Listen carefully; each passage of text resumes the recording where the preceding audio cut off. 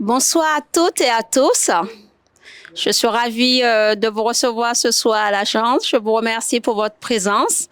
Nous allons commencer une série d'After Work, les clés de l'immobilier, conformément à notre émission. Donc aujourd'hui, pour l'ouverture, j'ai l'honneur d'accueillir Anne Quenette, diagnostiqueur, ainsi que Olivier Jugovic-Courtier. Ils vont nous faire une présentation de deux sujets qui sont vraiment importants. Ils vont pouvoir nous parler d'un ensemble de choses et vous allez avoir la possibilité de leur poser des questions. Donc, ça sera un échange. On apprendra un peu mieux sur les thématiques qui seront abordées. Je vous souhaite une excellente soirée et je suis vraiment ravie que vous soyez tous et toutes là. Merci. Bonsoir à tous. Challenge à relever, parce que passer derrière Anne, ça va pas être facile. Mais merci en tout cas pour sa présentation. Pour ma part, je tiens donc à me présenter avant tout, avant d'attaquer la thématique, vous verrez, beaucoup moins sexy que le diagnostic électrique quand même. Je me présente, Olivier Jugovic, je suis donc courtier en prêt immobilier. Je suis le directeur donc, de l'agence de la SARL Yoda. Avec mon associé, donc, tu peux passer. Avec mon associé, il y a 4 ans, on a ouvert donc, cette agence de courtage. Nous sommes franchisés indépendants auprès donc, de la franchise AB Courtage.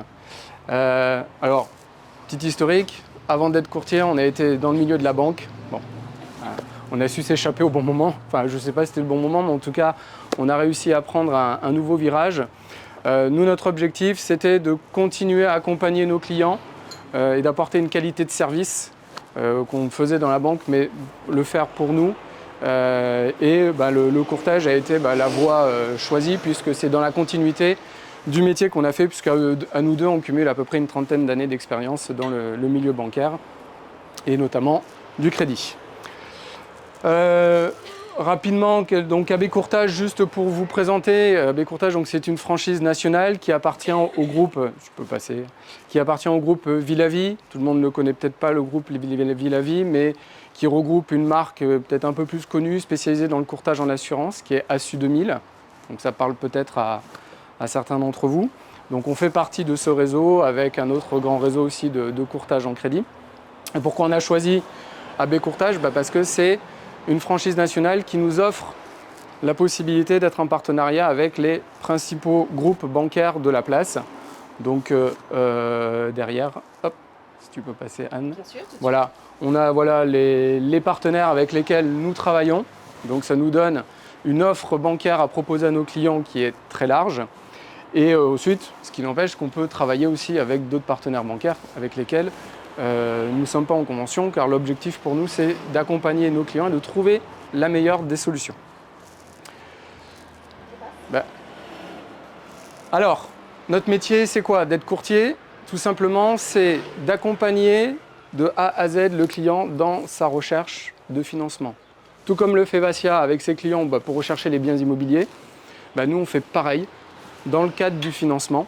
On intervient principalement pour tout ce qui est prêt immobilier, donc pour acquérir votre résidence principale, secondaire, locatif. C'est le plus gros de notre activité. On intervient également sur les financements pour les professionnels qui veulent acheter leurs locaux, qui veulent se développer, acheter des fonds de commerce, racheter des sociétés. Donc on intervient sur tous ces financements. Une part de notre activité concerne aussi la renégociation des assurances de prêt. Ça, c'est un élément qui est important, qui aujourd'hui s'est libéralisé. Donc on peut faire économiser de l'argent en renégociant les contrats. Et on a une petite part de notre activité qui est d'aider les gens à restructurer un petit peu leur situation budgétaire, essayer de leur donner un petit peu de souffle, d'oxygène en regroupant des crédits et en faisant diminuer leur mensualité. Voilà. Mais ça, c'est une activité epsilon dans notre business. On peut y aller. Alors, on va maintenant parler de ce qui nous amène ce soir. Alors, je ne sais pas si tout le monde ces dernières années a entendu parler de ce qu'est le HCSF. Apparemment pas. Bon. Mais tous ceux qui ont peut-être fait des investissements immobiliers ou ont suivi un petit peu la presse ont pu en entendre parler. Alors le HCSF, on va voir un petit peu qu'est-ce que le HCSF, qui compose le HCSF, quel est son rôle et quels sont surtout sa mission principale et les pouvoirs qui lui sont conférés. Et on va surtout voir aussi quel est l'impact qu'a eu le HASF ces dernières années, notamment en matière de crédit immobilier, et quels sont les impacts, in fine, qu'il y a eu aussi sur le marché de l'immobilier dans son ensemble. Parce qu'indirectement, les décisions qui ont été prises ont eu un impact sur l'ensemble du marché. Alors, le HCSF, c'est le Haut Conseil à la stabilité financière. Le Haut Conseil de la stabilité financière, c'est une entité macro-prudentielle qui a été créée il y a maintenant plus de 10 ans. Tout le monde a connu la crise de 2008. Tout le monde se souvient un petit peu le désastre qu'il y a eu suite à la dérive des institutions bancaires et financières d'un point de vue international. Le HCSF a été créé justement pour ça. Et donc, il est là pour surveiller et réguler tout le système financier. Il vise à renforcer notamment le système financier en identifiant et en gérant tous les risques systémiques, notamment qui peuvent y avoir, notamment pour tout ce qui concerne le secteur bancaire et le secteur financier. Puisque c'est ça qui a un petit peu mis le monde dans la panade il y a maintenant 16 ans de cela. Alors, qui siège à ce conseil ? On va voir de suite. Il y a 8 membres qui composent le Haut Conseil à la stabilité financière. On va dire 5 d'ordre un petit peu politique. Le premier, tout le monde le connaît, c'est le ministre de l'économie et des finances, qui est le président du Haut Conseil de la stabilité. Il est accompagné par le gouverneur de la Banque de France, qui est aussi le président de la CPR, l'autorité de contrôle prudentiel et de résolution, qui est un peu le gendarme des banques. Et il y a son vice-président aussi qui siège, le président de l'autorité des marchés financiers et le président de l'autorité des normes comptables. Ça, ce sont les 5 membres qui siègent en permanence. Et puis pour prendre les décisions, bien sûr, ces personnes se font assister par des professionnels, des économistes. Donc il y a 3 personnalités qualifiées, qui sont spécialisées, qui sont sélectionnées pour leurs travaux dans le domaine économique et qui sont désignées pour une durée de 5 ans. Comment sont choisis ces économistes ? C'est le ministre de l'économie, le président du Sénat et le président de l'Assemblée nationale qui désignent ces personnes qui vont leur apporter leur expertise par rapport aux prochaines décisions qu'ils vont devoir prendre pour réguler et gérer le système financier bancaire. Next. Alors, quel est son rôle et quels sont les pouvoirs qui sont attribués au HASF ? Comme je le disais tout à l'heure, le HASF, il a pour mission principale, c'est de réguler et de surveiller un petit peu l'évolution du système bancaire, c'est-à-dire d'anticiper tout dysfonctionnement lié au système financier qui pourrait contribuer à sa dégradation, parce que le but du système financier, c'est de continuer à assurer le financement de l'économie. Une banque est un acteur principal pour pouvoir financer l'économie. Sans banque, il ne peut rien se passer.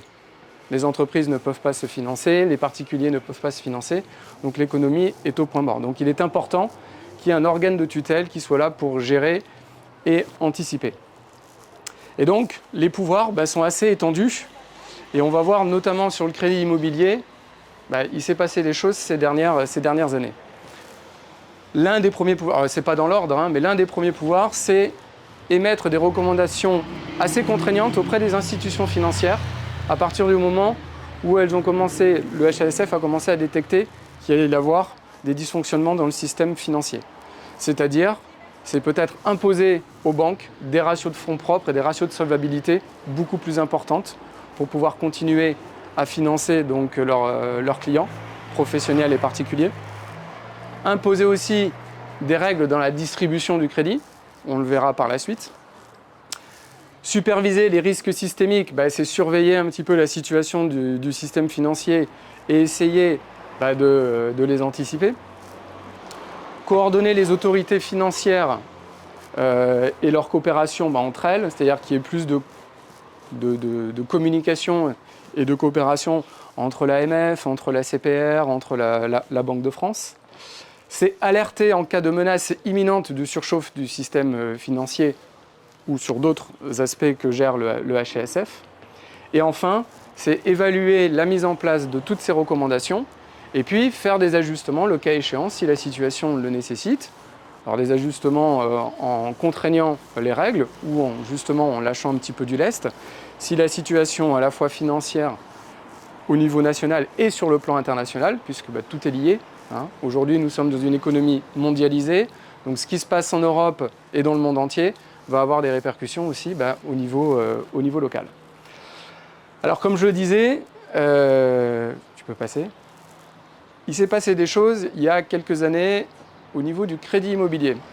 Et notamment, l'une des premières choses qu'a fait le HCSF, c'était en 2019.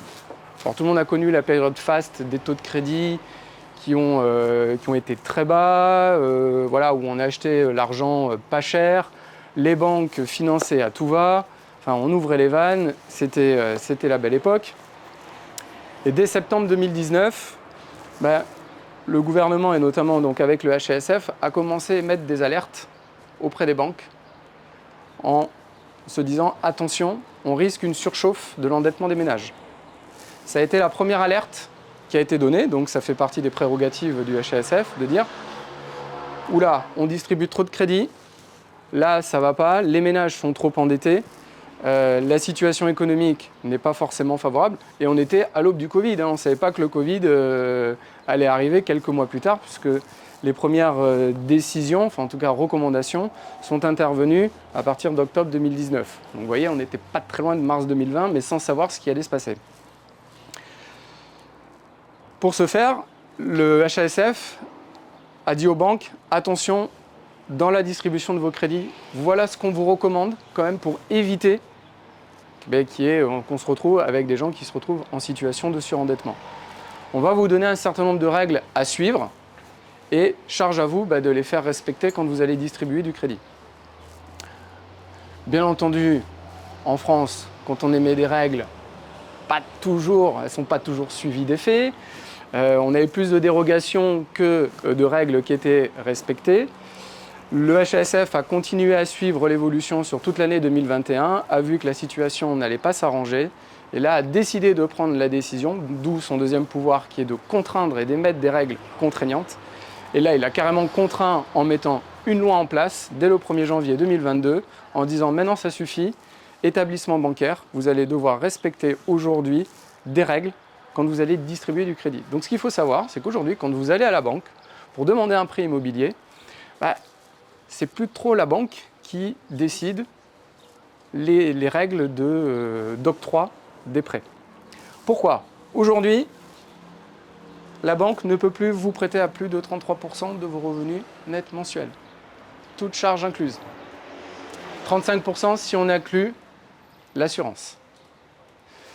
À une certaine époque, moi quand j'étais encore dans la banque, on avait la notion... Alors la notion de 33%, c'est pas quelque chose de nouveau, ça a toujours existé. C'était une notion qui était plutôt relative. Mais ce qu'on regardait surtout, c'était quel était votre reste à vivre après opération, avant impôt ou après impôt. C'était important de regarder la composition du foyer, si vous empruntez seul, si vous avez des enfants, pas d'enfants, si vous êtes marié, et par rapport aussi à vos revenus. Donc, on pouvait passer des dossiers à 40, 50, 60%, voire même 70% d'endettement. Si le reste à vivre était cohérent par rapport au foyer, le dossier pouvait être présenté. Or, aujourd'hui, cette notion de reste à vivre n'est plus prise en compte. Il est juste regardé, votre taux d'endettement, on regarde, et voilà, c'est 33, maximum 35 avec la prime d'assurance. Ça, c'est le premier critère. Deuxième règle imposée aux banques, pareil, en plus sur la Côte d'Azur, on est un marché où les prix de l'immobilier ont explosé, surtout quand on est jeune, les primo-accédants ont du mal à acheter, donc parfois s'endetter sur des durées 30 ans, voire même 35 ans.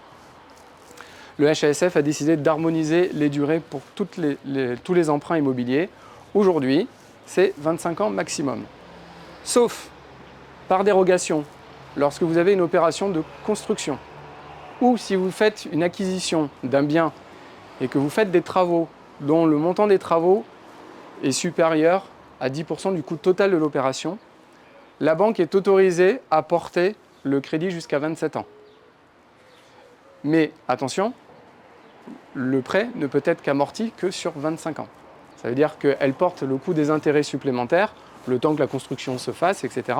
Elle peut le porter sur 27 ans, mais la durée de l'emprunt amortie. Et sur 25, pour toutes les banques, c'est pareil.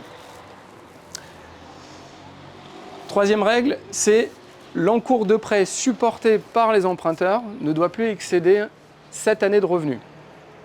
Je m'explique.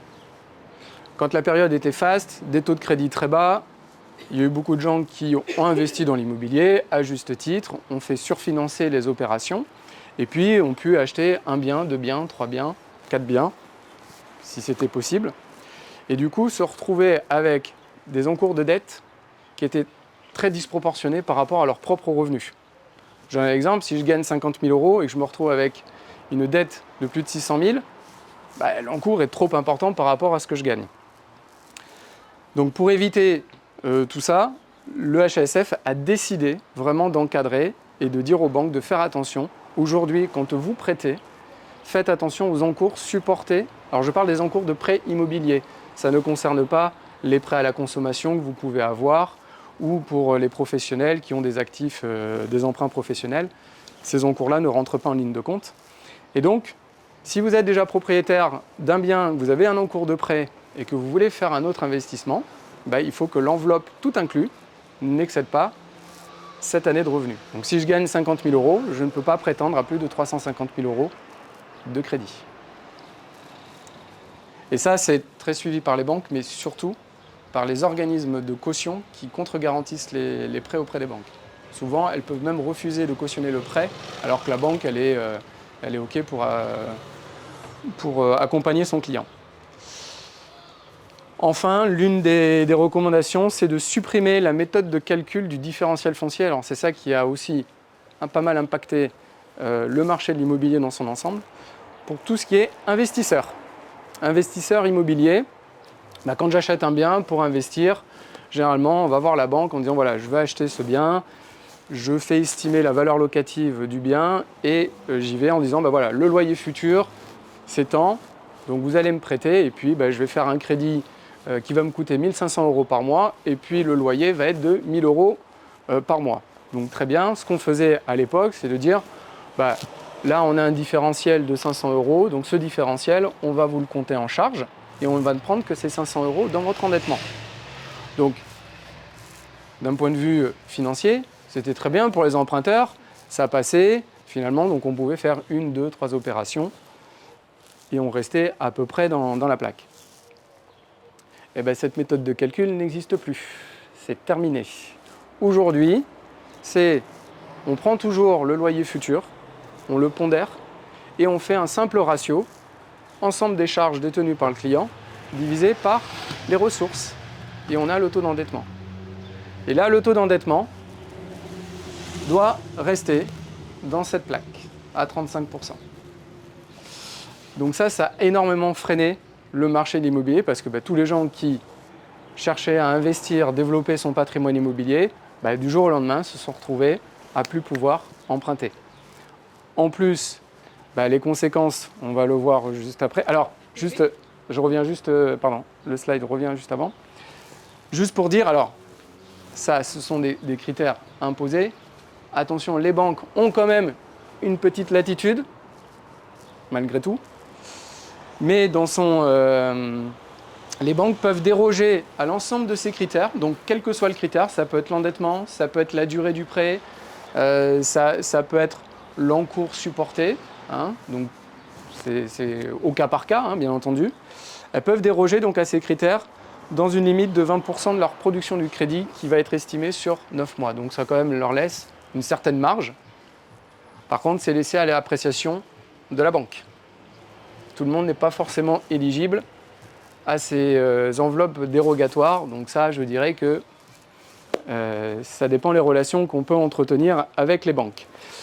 Donc, ces règles-là ont quand même eu un impact, on peut y aller, sur le marché du crédit, bien entendu. Alors, entre autres, je pense que tout le monde l'année dernière a connu, enfin tous ceux qui ont peut-être voulu emprunter en 2023 ont pu s'exposer au choc de la hausse des taux, donc déjà qui freinait beaucoup l'envie d'investir. Mais avec l'encadrement donc, de la distribution du crédit, ça a limité très fortement la distribution du crédit. Il faut savoir que l'année dernière, sur le marché national, on a eu plus de entre 45 et 50% de baisse de production de crédit, ce qui est énorme en France. Mais ces règles-là, ça a eu un impact, comme je le disais aussi, sur la transaction immobilière.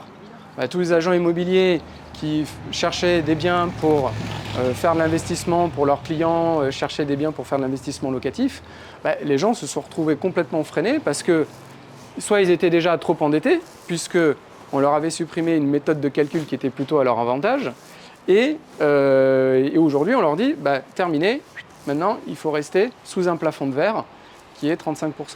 Donc du coup, moins de crédit, moins de transactions immobilières, et du coup, ça a même impacté d'autres métiers. Diagnostiqueurs aussi, entre autres, les notaires. Les notaires, globalement, ont vu leur activité baisser de entre 20 et 25% en 2023, mais aussi les promoteurs. Les promoteurs immobiliers ont accusé un choc assez important. Moins de mise en chantier, des programmes qui ne se vendaient plus, des lots qui ne se vendaient plus, des lois aussi liées à la défiscalisation qui a complètement changé, qui n'existent plus. Donc toutes ces règles prudentielles qui ont été mises en place, ça a eu un impact sur le marché global de l'immobilier, ça a eu un impact sur bon nombre d'acteurs. Donc, en conclusion, voilà, le HASF, c'est une institution, maintenant vous pourrez, si vous entendez parler un petit peu dans la presse, alors ce qu'il faut savoir, c'est qu'ils se réunissent une fois par trimestre, et le but, c'est d'essayer, alors aujourd'hui, le but, nous, en tant que courtier, et puis avec l'appui des banques, etc., on essaye de faire assouplir les règles de financement. Parce qu'on le voit bien, encadrer et rester à 33% ou à 35%, il n'y a rien qui passe, en tout cas ça devient compliqué. Et la notion de reste à vivre doit revenir une notion importante quand on distribue du crédit. Pour l'instant, notre cher ministre de l'économie et gouverneur de la Banque de France n'a pas décidé de bouger ce credo, donc en attendant, on reste avec les règles en vigueur. Mais voilà, donc cette autorité a vraiment été créée pour réguler, surveiller le marché, le système bancaire français, pour éviter de reconnaître la crise qu'on a connue en 2008, parce qu'on est vraiment passé au bord de la catastrophe. Ces missions sont très larges. Le but, c'est de sauvegarder votre épargne, l'épargne qui est aussi en banque. Et puis, on a vu que les règles qui ont été mises en place ont eu un fort impact à la fois sur notre métier qui est le crédit, mais aussi sur tous les professionnels de l'immobilier. Voilà, je vous remercie pour votre attention. Si vous avez des questions, n'hésitez pas, je suis à votre disposition. Et puis, très bonne soirée à vous.